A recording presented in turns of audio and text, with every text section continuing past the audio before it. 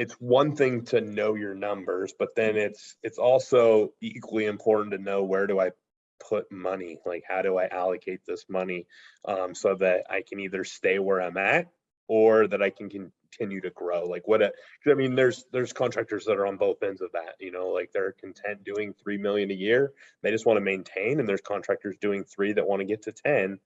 And my guess is that that's all about budgeting and knowing where to put money and make it work for you. Is that a safe assumption when you talk about the budgets with your clients? Yeah. I think the biggest value I find out of budgeting is, like I mentioned, it allows you to go into the year with the part that I feel like is more held accountable to that budget is where you plan to spend your money, right? When we talk about those 3 factors of, okay, how profitable my jobs are going to be on the revenue I'm performing, and then how much do I need to spend to operate, right? You kind of set in stone where we think we're going to be at. We can then monitor that budget throughout the year, right? See how we're spending against that.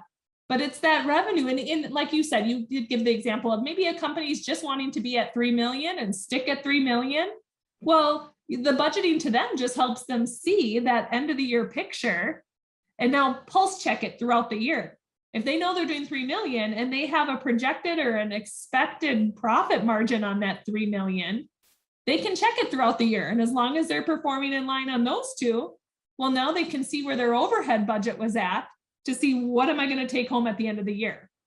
And as they're pulse checking those 3 items throughout the year, they can make decisions accordingly, right? Because if one of them starts to maybe your material, right? We're having material supply shortages. Maybe our prices are going to go up, or suppliers' prices are going to go up, and your margins are taking a hit than what you thought you were.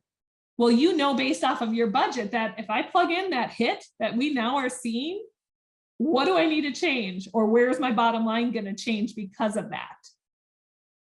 Yeah, I love that. So there's 2 types of spending then. There's spending that you can kind of control, and then there's the uncontrollable, which would be, a price increase supplier, like from suppliers, those kind of things.